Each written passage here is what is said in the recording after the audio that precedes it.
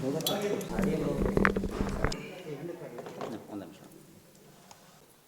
Mobile ತೆಗಿ sir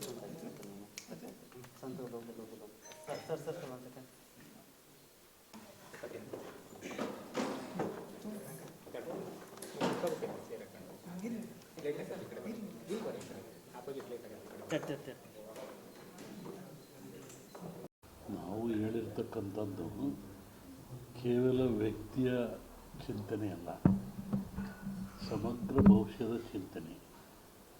ಈ ವಿಜಯನಗರ ಸಾಮ್ರಾಜ್ಯವನ್ನು ಕಟ್ಟಿದವರು ಅಕ್ಕಬುಕ್ಕರು. ಇವತ್ತು ವಿಜಯನಗರ ಸಾಮ್ರಾಜ್ಯ ಹೆಸರು ಚಿರಸ್ಥಾಯಿಯಾಗಿದೆ. ಆ ಸಾಮ್ರಾಜ್ಯದ ಕೊಡುಗೆಗಳು, ನೆನಪುಗಳು ಮತ್ತು ಮೈಸೂರು ದಸರಾದಾಗಲಿ ಇವೆಲ್ಲವೂ ವಿಜಯನಗರ ಸಾಮ್ರಾಜ್ಯದ ಅರಸುಗಳ ಕೊಡುಗೆ ಅಂತ. ಅದನ್ನು ಕಟ್ಟಿರ್ತಕ್ಕಂಥವರು ಅಕ್ಕಬುಕ್ಕವರು.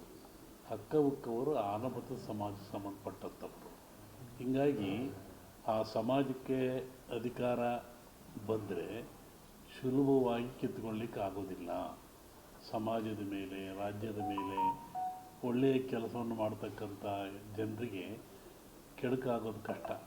ಆ ದೃಷ್ಟಿಯಿಂದ ಈಗ ಆಲಮತ ಸಮಾಜದವರೇ ಆದ ಸಿದ್ದರಾಮಯ್ಯನವರು ರಾಜ್ಯ ಅಧಿಕಾರದಲ್ಲಿದ್ದಾರೆ. ಹಾಗಾಗಿ ಅವರಿಂದ ಅಧಿಕಾರ ಕಿತ್ತುಕೊಳ್ಳೋದು ಕಷ್ಟ ಅನ್ನತಕ್ಕಂಥ ಒಂದು ಸಾಮಾನ್ಯ ಭವಿಷ್ಯ ಜ್ಞಾನವನ್ನು ವಿಜಯನಗರ ಸಾಮ್ರಾಜ್ಯದ ವಿಚಿತ್ರ ಇಟ್ಟುಕೊಂಡು ಹೇಳಿರ್ತಕ್ಕಂಥದ್ದು.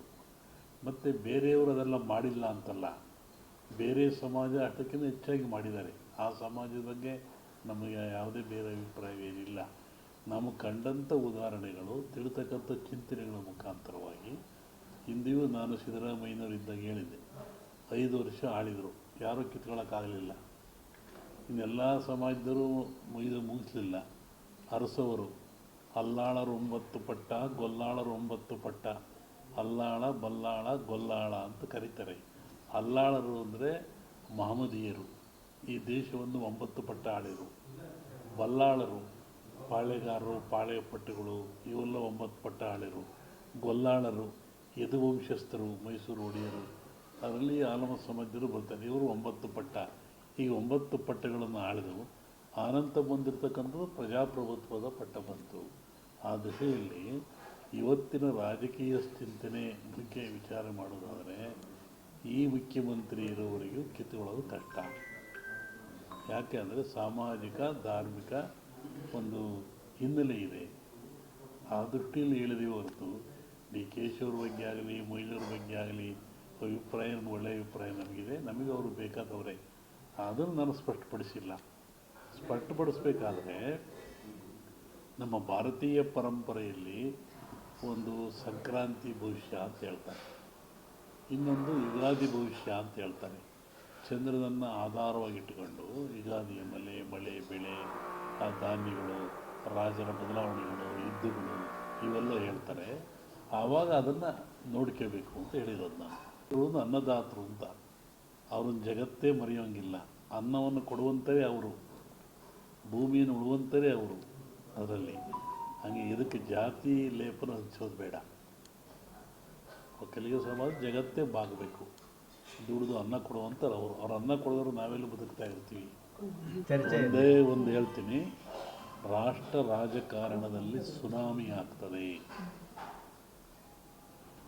ಮೋದಿಯವರಿಗೆ ಅಧಿಕಾರ ಕಂಟಕ ಇದೆ. ರಾಷ್ಟ್ರ ರಾಜಕಾರಣದಲ್ಲಿ ರಾಜಕೀಯ ಸುನಾಮಿ ಆಗುವ ಲಕ್ಷಣಗಳು ಭಾಳ ಇದ್ದಾವೆ. ಅದು ರಾಜ್ಯದ ಮೇಲಿನ ಪರಿಣಾಮ ಬೀರ್ಬೋದ?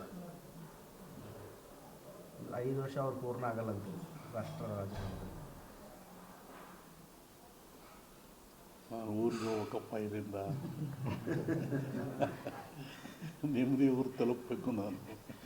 ಹೆಚ್ಚಿನ ವಿಡಿಯೋಗಳಿಗೆ ಪ್ರತಿಧ್ವನಿ ಯೂಟ್ಯೂಬ್ ಚಾನೆಲ್ ಸಬ್ಸ್ಕ್ರೈಬ್ ಮಾಡಿ, ಬೆಲ್ ಐಕಾನ್ ಕ್ಲಿಕ್ ಮಾಡಿ.